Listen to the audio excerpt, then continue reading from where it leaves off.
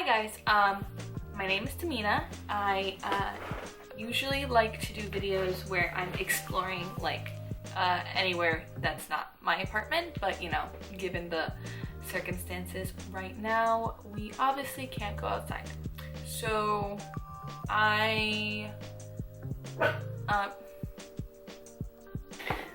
alright, so like many other people, I have ran out of things to do in the last few weeks. That got me thinking, like, you know, maybe I should watch something. There's new shows that are out, and there are shows that I wanted to catch up on. So obviously the logical thing was to watch some old ass childhood shows I haven't seen in actual literal years. So yeah, I started watching Code Lyoko. My boyfriend was like, oh, they have like the episodes online on YouTube. I was like, oh, duh. So I went on YouTube, looked up Code Lyoko, was watching Code Lyoko, and I was like, this is, there are so many issues. And by issues, I mean, how did I I really was just like, yeah, no, all of this makes sense. And now as a 25-year-old adult, I see a lot of loopholes in issues. And so I thought it'd be fun to do a little reaction to some childhood classics or childhood shows or movies maybe. I don't know about movies. That's like a whole 2 hours of dedication, and I don't know if I have it in me. Anyway, so I decided to watch Code Lyoko, and here's some of my reactions. Just gotta say, first of all, the introduction was a banger. I remember singing along. Okay, Yuki, I'm doing something right now. I think I'm gonna get demonetized. I'm not making any money on this, but still.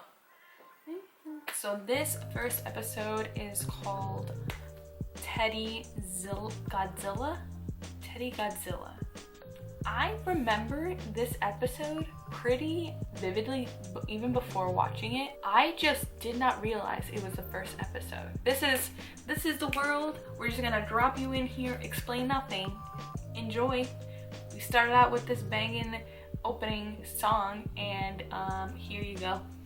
This is where you are in the story. What grade are these kids in? Like, how old are, like, what's the range of the school? Like, they're boarding school, but don't most boarding schools have like uniforms? Where is this located, and what age range or what grades are any of these kids in? And talk about a prom, but this prom looks like a dance to me, and you should see some of these outfits. I would never. I think they're just like a party. Hold on, let's rewind. There is Jeremy, Alita, Odd, yes, that is his full name. Oh, that is his actual name. Odd, Ulrich, Yumi, and then I think later on there's another character that comes up. And then like the main bad guy is Xana, which it's just like some being in this alternate universe that like they get mixed up in with like the computers, and somehow they leak into the real world and they cause them issues. Yeah, so at least in the first episode or up to the 5th episode, you don't really know who Xana is. Like literally from the first episode, we don't know any of this stuff. They're cool. They all have like their own personality. Like Yumi's like the cool girl in like all black and her like platform boots, which again, I don't understand how they're allowed to wear half these outfits in this boarding school. Who's running this place? Then there's Ulrich, who's also like the cool, like laid back, chill guy that everyone kind of has a crush on. Then there's Jeremy, who is like the main tech, like savvy, you know, he knows his stuff. Like book smart guy. And then there's Odd, who is a little bit more of the comic relief. And I always had questions like, what is he wearing, first of all? I don't get it. And then there's Alita, who is in the computer, in the other like universe where Xana exists, and like Xana's able to like come into this world, but she isn't. She's like a computer AI-esque character. She's the one who goes into these towers and like stops Xana, or like not stops it, but like rewinds time. I actually have no idea. I don't know. Anyway, so let me continue. So cute with this 7 head. Yo. Also, Sissy, she was a bitch. Homegirl is mean. She is mean. She tells this little one like, oh, you can't come to the prom, you're a baby, and then makes her, it puts everyone in a weird situation where this young girl who looks like she's in, I don't know, she looks maybe like a couple years younger than the rest of the kids, and Ulrich was put in a spot and was like, I think it'd be bad because you're so young. It'd be awkward. And I'm like, but like, aren't you guys all children? Materialization. Like, so we're trying to get Alita into the real world. I don't know why. I mean, I guess like because they want to be friends like in the real world too, but like why? Also, like, you know what doesn't rub me the right way is that some of this is very like, oh, we are, you know, defending like against the bully and like the mean person by bullying the bully back. Like that also didn't rub me the right way. And you know, like this is from like the early 2000s, like that was kind of like the humor, and like some of that stuff was like okay to show kids, I guess, that like you can defend yourself, whatever, even if it's at the expense of someone else, whether or not they are the bully. I don't know, that just didn't rub me the right way. He goes after people who have like negative energy, I guess, or is upset, and he travels through like electricity or like computers, or like I'm saying he, like Xana is the bad guy. So I'm saying he, but I don't think you get a gender on this bad guy. I think it's just like the way it's spelled is actually like an acronym, so I'm not sure. Again, not explained. But he like travels through the like electricity and like watches the scenario through like lenses and computers and stuff like that. So and then he like kind of possesses things. So in this episode he possessed this teddy bear of this girl that I guess she was like putting a lot of her energy, her negative energy towards. So I guess that's kind of how that situation works in the whole series. That's kind of how things happen. People feel bad or that situation's going on, and then it's like, word, I'm gonna take advantage and cause a ruckus and try to kill people. Why? No idea. Honestly, that's like the best supervillain. You don't know why. Like a virus, I guess. Like to what end though? Like you don't know. Well, I don't know. You don't know within the first 5 episodes for sure. So they made this teddy bear kind of creepy. Sissy's out here trying to, you know, get changed, look cute for the prom or whatever. And this teddy bear is for real, like under the bed, like scoping her out. So everyone's just like kind of crowding around, and she's like crying because like everything fell on her. And the 4 friends were like, that's fishy. Let's see if it's our good friend Xana up to no good. And it's like, but the shelf just fell. Like no one thought like, I don't know, the integrity of the shelf was just bad. No. It's definitely the bad guy in this computer universe that came into this world and started messing things up. Definitely. Jim, the gym teacher. I love the names of these characters. Jim, the gym teacher. The guy who has pants too short and always has a band-aid on his face. We took a picture of Sissy's room for the article that they were gonna write, and then this whole thing about like the gym teacher yelling at her, and then they all like run away, and then you know Odd meets up with the kids and the two girls, and the one girl is like crying, and you know her friend's like, but look, these are cute, cool pictures we got for like the story, and they look at the story, a Polaroid picture, by the way, so we already know that one, the quality of this picture is iffy at best, and two, you can't zoom in. So tell me how, when they looked, they were like, oh my god, look, it's my teddy. And the teddy bear is under a pillow, and you see this much of its face on the bed, which is all the way back in like of the room. Like how did you even I remember some of these episodes as a kid like being kind of on the creepier side because of that, because it is like a computer virus entity possessing something. So this one had me. I was like, no way. Boy Odd up to no good.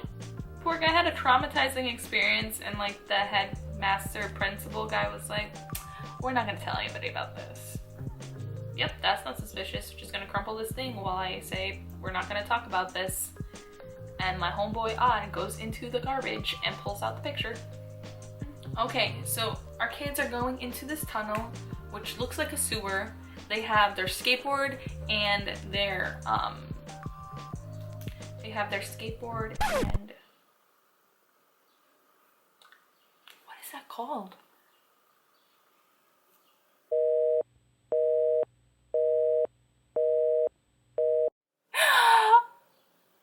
I went scooter.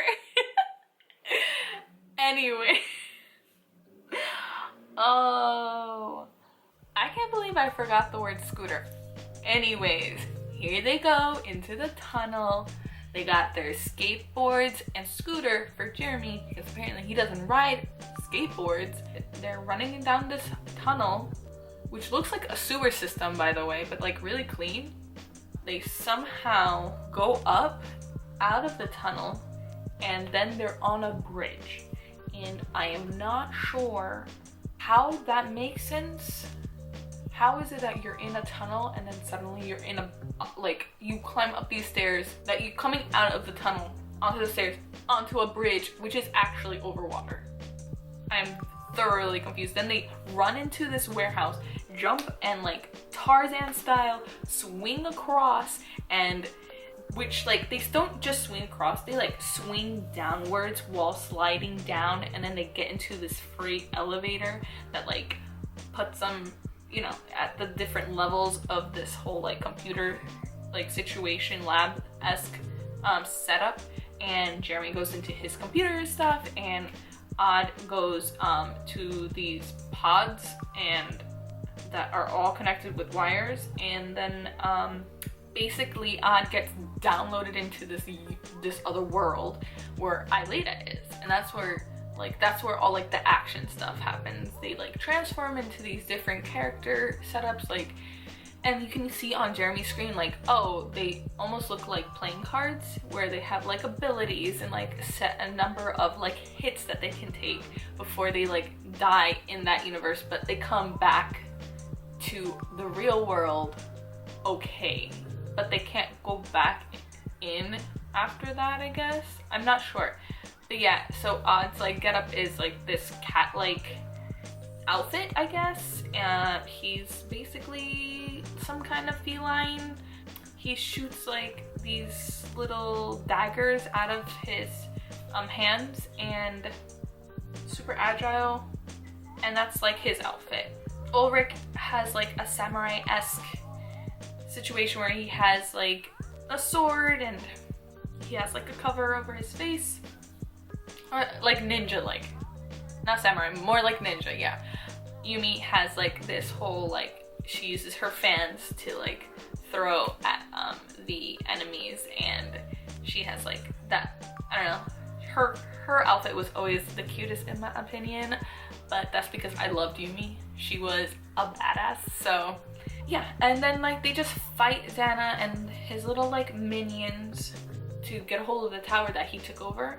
Once they get like kill all the minions or whatever monsters are at that tower, then Aelita goes and like goes through the walls, and suddenly it's just like this whole like matrix of coding and stuff, and she like, oh, this used to irritate me and give me so much anxiety. Homegirl moves so slow, and sometimes they have like battles like going on and people are like, you know, in danger in the real world and in that like other world, and she's just like so slow. It would give me anxiety. I'm like, girl, move like your life depends on it. That's like the gist of each episode basically. You see like every time like they get hit, they have like, you know, their life bar goes down, and there's so many questions like, how do they know how to do that? Who taught these kids to use this computer? Who taught them like, oh, this is how you use your abilities, this is how you put the kids in, this is how you put, you know, yourselves in a pod, and this is the computer information that you need to know, and this is what you need to do. Like, who put these kids in this situation? So let's say 14 years old, there's 4 of these kids, and now they are the defenders of this like area and the world, because some of these, like the second episode I think, or the third episode, like something goes wrong and like Xana's like attacking the nuclear laboratories and it could cause a nuclear explosion.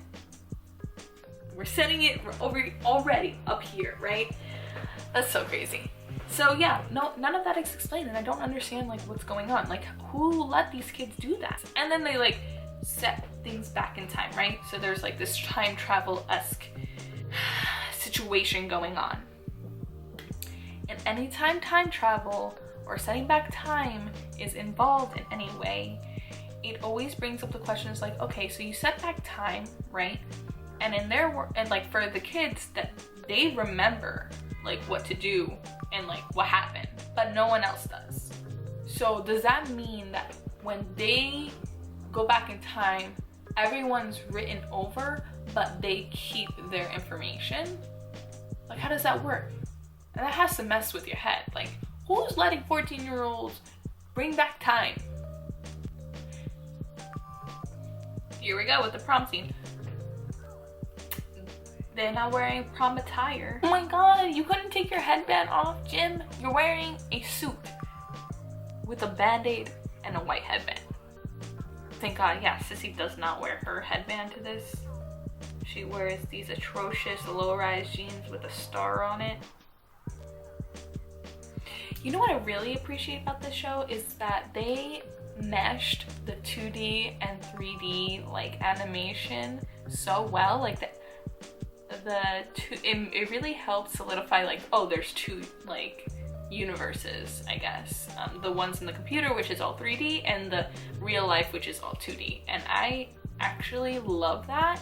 It's so cool to see how like in what, 2004 they were able to like make that look like good and sense and not too disjointed, and it made like the action scenes really cool, and like you could see them flip and stuff, and like it was nice. I really like that part of the show a lot. I don't know, it makes it like almost like a video game, which is kind of, I think, what they were leading with all the computers having like these icons or these information cards of like they're the good guys and the bad guys. So I thought that was cool. Still doesn't make sense, but it's cool. So our boy Ulrich just stands up on this table and during prom and is like, there's a giant teddy bear coming up in here. Everyone run. And everyone's like, ha ha ha, what is the matter with you? Except for Jim, who, I mean, at the end of the day, he's homeboy, because he was like, I knew it. I know what you're talking about. It's for real. I literally got attacked by it. And everything gets rewound back. And this huge flash of light. And we just go back in time. Everyone just like doesn't remember, and they just go back to a moment where things kind of change and they make a different decision. So in this episode, because the girl got upset after Ulrich was like, I really don't want to go to the prom, like it's kind of weird that I would go with you. Instead, Ulrich says, okay, I'll go with you and hopefully Yumi forgives me. And Yumi's like, and Sissy is shook. She's like, no! Anyways, that was, and then that's it. That's the end of the episode. So, final thoughts, my feelings about this. It was my childhood. Like, it's so funny to watch these things now because obviously I have way more questions like, whoa, what is going on? Who are letting these kids make these like huge decisions for literally the world, if not the universe? But I mean, it's a kids show with like some action and some like love triangle stuff that happens later, and some like, oh, like sciencey things and what's going on and some mystery. So that was like really cool. I remember really liking that, and honestly this is probably like, I mean after all that, like you saw all those questions, and I still was like, gotta watch the next episode. So I enjoyed it. That was a lovely nostalgic moment for me. Definitely gonna binge Code Lyoko, because if I remember correctly, I didn't finish it. At one point some things happened and I was like, oh, this is throwing, like, I'm not sure if it was like the story was like just losing, you know, traction or what, but or I just like started watching something else. I'm not sure, but I definitely didn't finish it, which is just like a chronic issue of mine. I get to like through most of a series and then like don't finish on the last season or two. So once again, she didn't finish the series because she got distracted by another show. But my best friend Joe was like, oh my gosh, I remember watching all of it and loving it, so now she's watching it. Shout out to Joe. But so she was really into it, and my boyfriend also, Anton, was really into it too. So I was like, I almost thought it was like not a real memory. Like, oh yeah, Code Lyoko, like that was a show I really liked, but like never heard anyone else liking it up until like now, basically. So it's nice to know that it wasn't like a fever dream. And yeah, I enjoyed it. I'm gonna do this again. I think I'm gonna start watching more like shows that I watched as a kid, and like have some reactions to it and my impressions and like questions. Will we get these answers? Who knows? But this was fun. I enjoyed myself. I hope you guys enjoyed. And yeah, I hope you guys are all doing well. You guys trying to keep sane through this whole quarantine. And I'll see you guys next time.